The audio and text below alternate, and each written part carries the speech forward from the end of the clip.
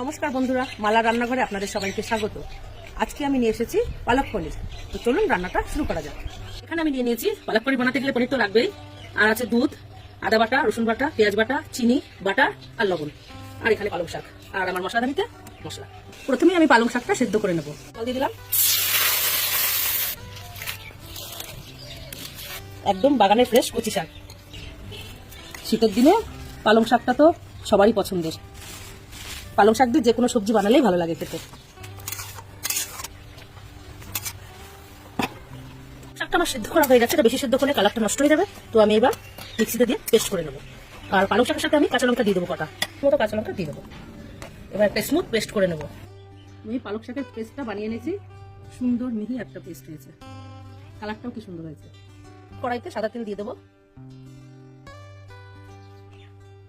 পনিরগুলো আগে ভেজে নেবো।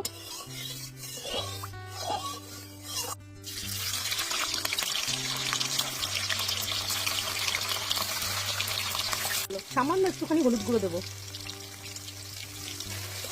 সামান্য একটু হলুদ গুঁড়ো দিলাম যাতে পনিরগুলো কড়াইতে লেগে না যায়। পনিরটা আমার হালকা করে ভাজা হয়ে গেছে। এবার একটা নর্মাল টেম্পারেচারের জলের মধ্যে আমি পনিরগুলো তুলে নেবো, যাতে পনিরগুলো শক্ত না হয়ে যায়, সফট থাকে।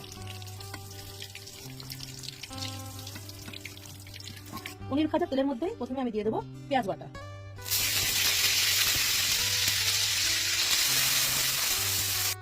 রসুন বাটা, আর দিয়ে দেবো কিছুটা আদা বাটা। এবার সব মশলাগুলো ভালো করে একটু কষিয়ে নিতে হবে।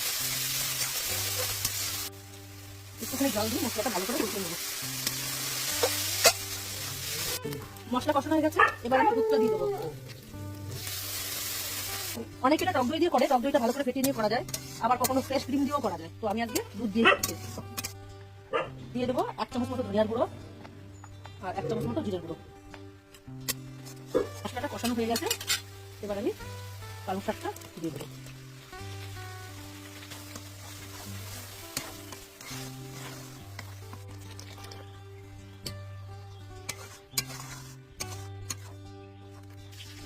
বন্ধুরা, আমার প্রথম ভিডিও ছিল বাহারি পনির। তো আমার প্রথম ভিডিওটা 10.1K ভিউজ হয়ে গেছে। তার জন্য আমার সমস্ত বন্ধু আর আমার ফলোয়ারকে অনেক অনেক ধন্যবাদ।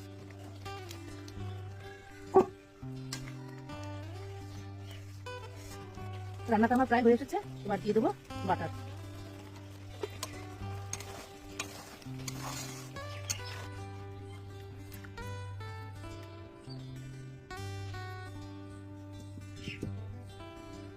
আমার পালক পনির রান্না রেডি। আপনারা এভাবে বানিয়ে খাবেন, খুব ভালো লাগবে।